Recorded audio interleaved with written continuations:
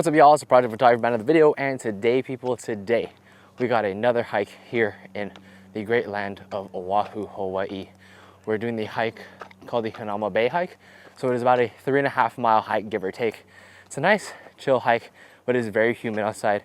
Unfortunately, we had to hike in the middle of the day because that's where me and my family decided to want to go hike. So it's gonna be a good time.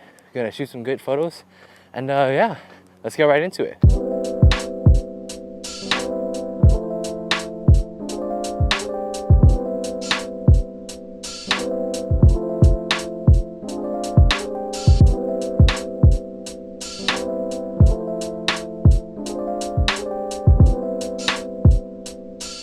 Alright, y'all, so I just found my first spot that I actually want to go ahead and shoot at. Unfortunately, like I said, it is daytime, so light isn't going to be as good as I want it to be. But the good thing about Hawaii is that the light is actually pretty decent here. It's not extremely harsh. It's actually pretty soft, pretty nice. So I actually don't mind shooting here midday, but obviously prefer to shoot it, sometime in the sunrise or sunset. But we make do what we got. And yeah, I'm going to put you guys on my GoPro to get a first-person point of view, get some incredible Hawaii POV landscape photography. So let's jump right in and get some photography done.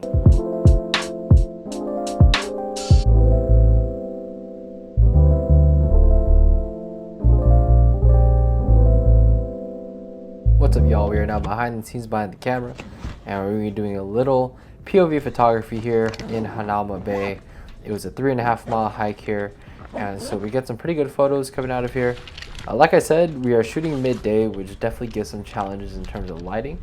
But I think compositionally wise, I was able to get some pretty good compositions that I'm pretty happy with. So first off, we're going to start off with kind of a overlook of the whole Hanauma Bay. We got the bay going from left to right, kind of in this curved fashion. And I think this is going to be a really interesting composition because it's not your traditional one that you normally expect when it comes to a bay. I feel like you get different angles, but in this one here, I just go straight on and see what kind of image I get. So with this one, I actually take 2 images because I felt like the first one wasn't necessarily the best when it came to lining up with the horizon. Even though it was balanced with the actual horizon line, I felt like it just was a little bit off. So I go ahead and readjust my camera and take another photo right here. So right here, you're gonna kind of see the two kind of darkened sides on the left and right, and that's because of the ND filter that I'm using. I'm using a 10-stop ND filter, and when the light is in the center, it definitely exaggerates the vignetting. So in this edited version, you're gonna see I have to kind of mitigate that issue by lining up the sides on left and right with the linear gradient filter on the actual editing program, which I'm using for Lightroom. I have to do this for pretty much every single photo that I shoot here. This is the photo that ended up coming out. Can't really do much with the lighting, but overall, it's not a bad photo. I actually like it a lot. So we're gonna keep on moving on here. And now with this hike, it's gonna be a lot of walking, so we're gonna go ahead and moving on here. I see this kind of overlooking of the bay itself for a Hawaii Kai area. So I go ahead and switch out from my wide angle lens of my 14-30 to my 24-200, and as you can see, I have 2 separate cameras, so switching out is extremely fast, which is one quality that I think a lot of photographers should be taking, having 2 camera bodies with both the wide angle and the telephoto. So we're going ahead and moving into vertical orientation, isolating a different subject matter, which I feel like is the purpose of this lens, and this specific composition I feel like would be better in the vertical orientation because you have a lot of movement up and down in the frame. So this is a photo that we end up getting, and it's not a bad photo at all. I just feel like there's not enough to it that makes me want to edit it. I only go ahead and edit the ones that I feel like I really want to showcase in for you guys. I feel like we're actually really decent photos. So I go ahead and throw the camera in horizontal orientation just to get a different look, get a different perspective, potentially see some different compositions that I feel like I'll be able to get with the horizontal orientation over the vertical. And with this landscape, a lot of it is moving left to right, which I feel like the vertical orientation does very well. But for me, I feel like there's a lot of lacking in this photo. I feel like you get the different separation of layers between the sky, the mountains, and the foreground, which is the bay, but I feel like there's not enough to it. So we go ahead and moving on here, and here we have a pretty decent height that we're going on. I'm going to keep the telephoto lens on here because there is something else that I see in terms of the bay area that I really want to capture, get more of the vertical orientation going. I'm going to isolate this mountain in the background that I really thought was quite nice. So this is the photo itself, and the reason why I kind of liked it is because we have the curvature of the actual mountain moving more inwards with that mountain peak in the back kind of being the main subject matter. And I feel like it works really well having that valley with the actual bay as a foreground. It's a good composition, but I just felt like the lighting really wasn't there. So what I wanted to do then is actually create an HDR. And so what this does is essentially taking 5 different photos at 5 different exposures and combining them in post-production. So you're taking a regular exposed photo, underexposed, and then we're going to overexposed photos. What we're gonna do is combine that in post, but I actually didn't end up using it because there's a lot of ghosting going on. I just felt like it wasn't a good photo that I really felt like was usable in the long run. So didn't end up making it into an actual photo, but it's not bad to get them on camera. The reason why it didn't work for that is because I just felt like there's a lot of movement in the actual photo, so it really was not good to actually have a HDR. Having the sky in the foreground, having lots of movement, just wasn't it for the HDR. It just didn't work out. So right here, what I'm gonna do is take a photo of JëKo Head in the background with the Hanauma Bay in the foreground, using those curved edges as a more leading line towards JëKo Head in the background. But I personally feel like this photo just didn't have enough to it, not a good angle, but there's not really much I could do about that. But I just feel like this wasn't really a photo that I felt like needed editing. So we go ahead and moving on here. We go ahead and pick up and move to a different location. We do it more on a hike. I really feel like this hike was pretty grueling. It was definitely not an easy hike by any means. I ended up scraping my leg, and that's what happens. But here we're going to doing the exact same concept that I talked about in the first photo, the previous photo that I took of this, having the bay used as curvature in the to the right side of the image, but also having a good sense of depth with the actual mountain in the background, as long with the sky and with the foreground that we have here. I think this does a much better job, so much so that I feel like it warrants some editing. So here's the edited version of it. Get a little more pop into the foreground as well as the sky, and really make that background subject matter stand out. So that's really what we have here. I'm gonna go ahead and moving on, turn it back into vertical or horizontal orientation, see what different perspectives we can get here. And I really feel like this is a much better image. I feel like we get a much better composition. We get the nice curvature of the Hanauma Bay. You can see the whole bay itself, and we also have JëKo Head in the background. And I think the subject matter here works a lot better. I feel like it's in a much better position, and having the JëKo Head on the left side kind of lead up to the opening up of Hanauma Bay itself, just provides a great composition. And right here, we're just going to edit it. And like I said before, we're going to head and try and eliminate the vignetting to the left and right. I think I do a pretty good job here. But overall, I do think it is a pretty good image I'm pretty happy with. So we go ahead and moving on here. We go ahead and change locations and see what we can do differently. Right here, I just changed to a different location. I kind of want to get this pathway. That's kind of my idea of this photo.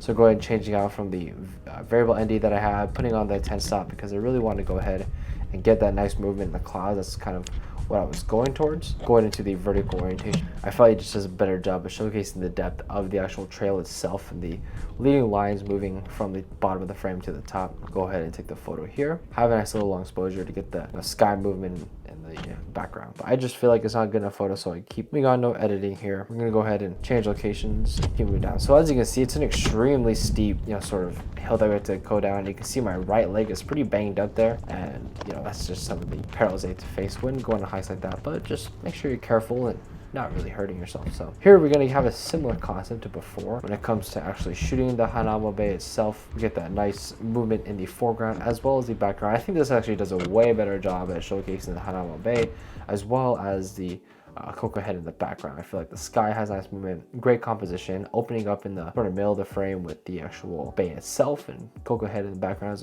a subject matter. One thing I really like about this image is that the different sides of the actual image, like you see from, especially from the foreground here, it really leads your eyes into the bay itself and the JëKo Head in the background. Those are kind of the main subject matters. And we see a nice sort of movement in the actual foliage itself at the bottom. It does a good job at leading your eyes in. Having the wide angle perspective really helps that and enhances that. So I actually really like this image a lot. Probably one of the better images I took on this trip. Go ahead and pick up, change locations a bit, and see what else we can go and find. So this is pretty much the entire duration of the hike. It really took a while. So what we're doing here is go ahead and changing locations pretty much. And right here, what I'm trying to do is actually create a foreground background dichotomy. I'm changing my variable ND to my 10 stop ND, and what I'm trying to do is get the foreground image here, kind of using these rock patterns. I don't know what I'm gonna call them. They're little craters almost. I think they're really interesting. I think they make a really nice foreground subject. They really give off the depth that there is in this photo, especially this landscape itself. So I'm using this foreground bit right here. It's kind of this oval shaped bottom foreground. I feel like it does a good job in showcasing, you know, that depth like I kind of talked about. But what I think it does is it matches kind of the same sort of structure and feel as the background, with Coco Head in the background. As you can see here, I'm using the actual oval shape in the foreground to exaggerate and showcase the depth in the image. But what I'm doing here is actually focus stacking. So I'm taking a foreground image here and moving on and taking a background image here. And what I was able to do is, after I go ahead and take these images, I can go ahead and throw them into post and make sure that, you know, both the foreground and the background are well in focus. And this actually leads to a pretty good image that you can see in the final edit image right here. I really like this image a lot. You know, we have foreground and background subject matter here, but also the sky, it has nice movement. Water is cleaned out, no sort of rippling effect in the water. It's very nice and smooth because of the Tensop ND filter. The sides are cleaned out with the ND, no vignetting. It looks just a really clean, nice image. And I really feel like the foreground does a great job exaggerating, you know, the distance between Coco Head and what the part I'm standing on. So I really like this image a lot. I feel like it's really nice. But yeah, so that is pretty much it for the actual photography part of it. And now we're gonna jump into some of the photos that I actually took while not filming, because it was just a crazy day. This is one of the photos I actually really liked. I was shooting from kind of the top edge of the actual cliffside of Hanauma Bay, shooting into the water, more of a top-down view, and I really like this image a lot, shot with my telephoto lens. And now we're gonna move over to more of the bay photos, and I think this is like one of the same concepts that I had in my previous photos, but this one was just much more better executed. I feel like I had much more, you know, depth to the image, zoomed in way more, and I just felt like I got a better shot of the bay. And this is the last image I really took, I really enjoyed. This is pretty much a panorama going from left to right, and I took about 20 or so photos, and I stitched them together in the Lightroom, and it came out like this. I feel like it's a really nice image. It gives you a whole sort of idea of what the bay looked like. Really nice panorama itself. I love the aspect ratio, and I think this photo does a really good job in terms of showcasing the depth from left to right in terms of the horizontal view. And I think that the aspect ratio itself is a much better view for this type of image. You should be able to showcase the longevity of the mountain and also showcase the longevity of the actual bay itself. So I'm really in love with this image, and this image comes out to be a whopping 94 megapixel image, which is absolutely crazy. It's 41 megabytes, and you can really do a lot with this image, and this is taken with a 24 megapixel camera. So yeah, panoramas are absolutely incredible for landscape photography. I think it does a really good job at capturing what you want to capture. And yeah, so here are the photos that I think were the best photos I took from today. Definitely this image right here, as well as this image with the foreground subject, both of them containing both Coco Head and Hanauma Bay in the foreground and background. But anyways guys, let me know what you guys thought was your favorite photo, and yeah, let's get right back to the video. All right, we just finished the hike. It was a pretty grueling 5-mile hike. Thought it was only 3.5, but we made it longer just because we wanted to. Anyways, I thought I took some pretty decent photos. You know, of course the lighting isn't absolutely amazing, but I thought we were able to do best what we got. There were some parts I did not film because I was just gassed, to be quite honest. So yeah guys, that is pretty much it for the video. Let me know what you guys think of the photos down in the comment section down below. Let me know what you guys thought of this video. Anyways guys, thank you so much for experiencing the world with me. Rate, comment, subscribe, and I'll catch you guys in the next one.